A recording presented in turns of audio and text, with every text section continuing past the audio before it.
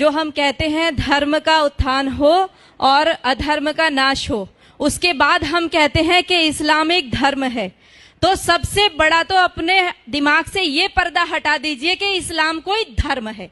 ये बिल्कुल शुद्ध एक राजनैतिक आंदोलन है जो कि अरब से चला है और पूरे उसमें घूम रहा है। वो राजनीतिक सत्ता को प्राप्त करने के लिए कुछ भी कर सकते हैं।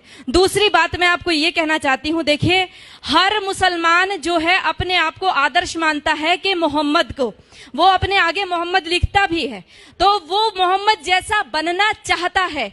मैं आपसे बस ये विनती करती हूँ कि आप एक बार मोहम्मद का चरित्र जरूर पढ़ें। जैसे हम रामायण को पढ़ाने के लिए कहते हैं ना, वैसे आप सबसे विनती है कुरान को पढ़िए और मोहम्मद के चरित्र को पढ़िए। ये पढ़ना बहुत जरूरी हो गया है। राम को पढ़िए और उसको पढ़िए। लोगों को प्रेरणा कीजिए कि कुरान जरूर पढ़ें।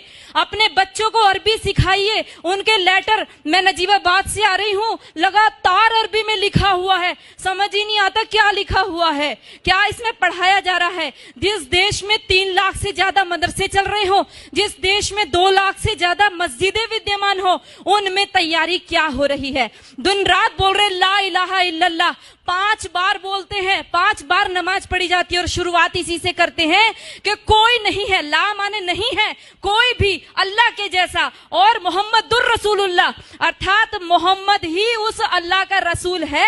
इन 2 के अलावा और किसी को हम पूजेंगे नहीं, मानेंगे नहीं।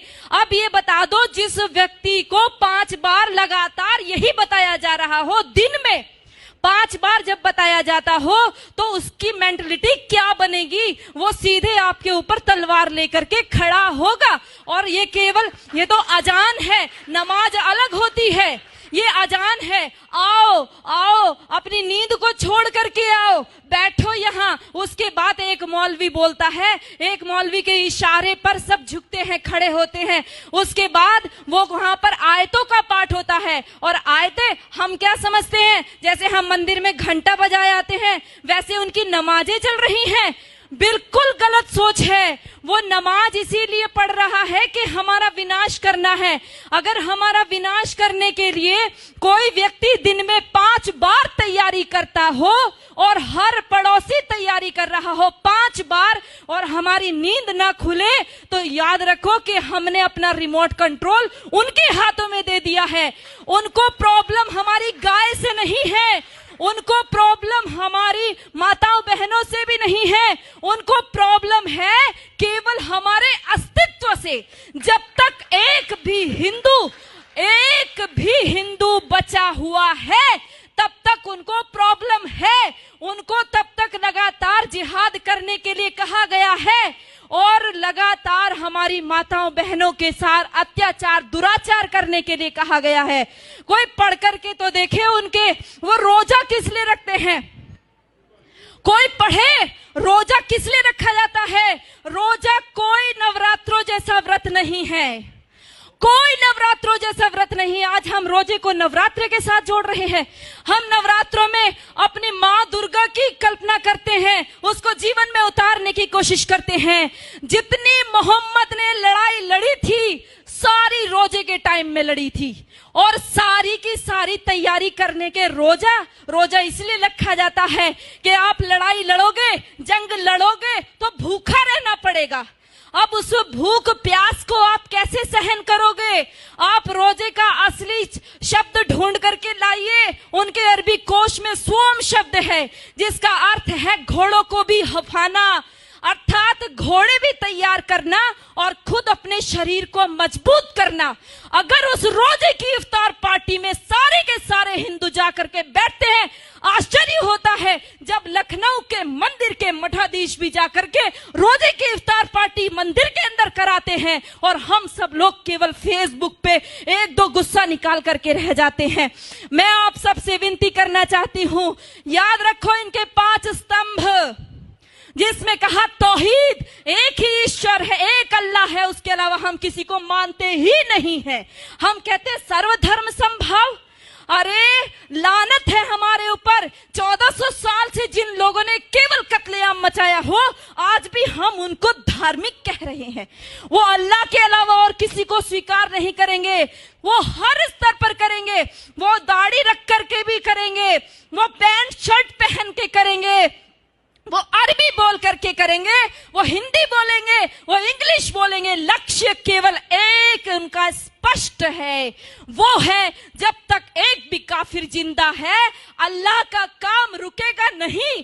और जो लोग कहते हैं, जिन्होंने बोला रघुपति राघव राजा राम पतित पावन सीताराम, और अगली पंक्ति जोड़ दी ईश्वर अल्लाह तेरो नाम, लानत है हमारे ऊपर। हमने कभी पढ़ करके नहीं देखा अल्लाह कहते किसको है। हमने ईश्वर के बराबर अल्लाह को रख दिया। अरे हमारा ईश्वर दयालु है, कृपा करता है, परंतु अल्लाह का आदेश है। कहां पढ़ोगे? कुरान पढ़ोगे। अल्लाह का साफ आदेश है, जो मेरे को नहीं मानता, जो जिब्राइल मिकाइल को नहीं मानता, जो मोहम्मद को नहीं मानता, वो काफिर है और काफिर वाजिबुल कत्ल है, वो कटने योग्य है। इतना ही नहीं कहा, जब रमजान का महीना खत्म हो जाए इनको घात लगा करके मारो। पढ़ो सूरा तौबा, पढ़ो सूरा अल बकरा, सारी की सारी कुरान की सारी ये आयतें पढ़ करके देखो, आपको साफ स्पष्ट पता चल जाएगा। हम सोचते हैं कि उनकी हज यात्रा, हम सोचते हैं उनकी हज यात्रा हमारी अमरनाथ यात्रा जैसी है। अरे पढ़ो भाइयों, यदि उनकी हज यात्रा हमारी अमरनाथ जैसी होती तो वहां पर सब लोग जा सकते थे, केवल मुसलमान ही क्यों जाते हैं? आज उनके ऊपर वो वहां से हमारे भाई पैसा भेजते हैं और वहां से वो अपनी सभ्यता को भेजते हैं। उनको कोई एम्बेसी में राजदूत भेजने की आवश्यकता नहीं है कि भारत में आप हमारे अरबी कल्चर का प्रचार कीजिए। ये सारे बढ़ाए हुए दाढ़ी, ये सारे ऊंचा पजामा और नीचा कुर्ता पहन करके सारे वहां से सीख करके आते हैं और अपने आप यहां पर आकर के सिखाते हैं।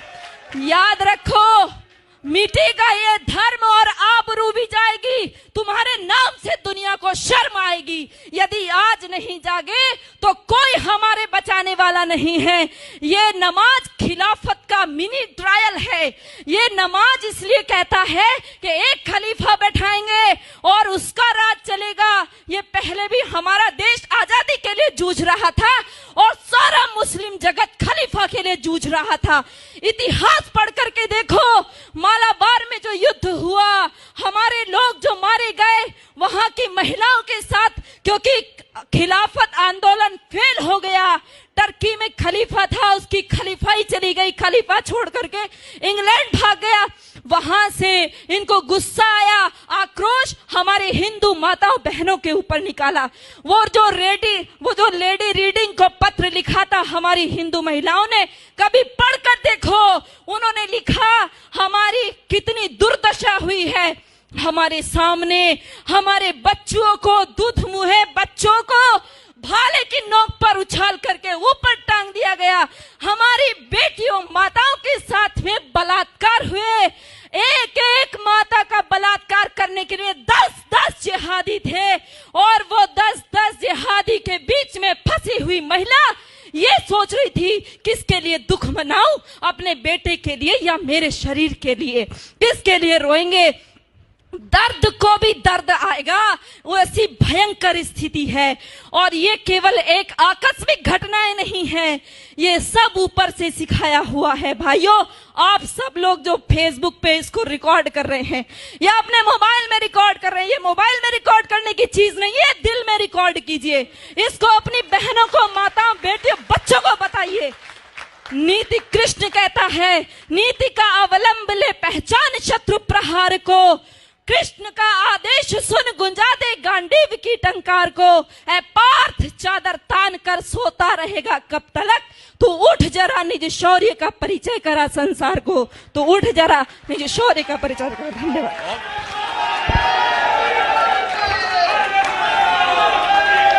एक मिनट सब लोग खोलो, बैठो। इस मीडिया का बेटा, ये हमारी माला जो है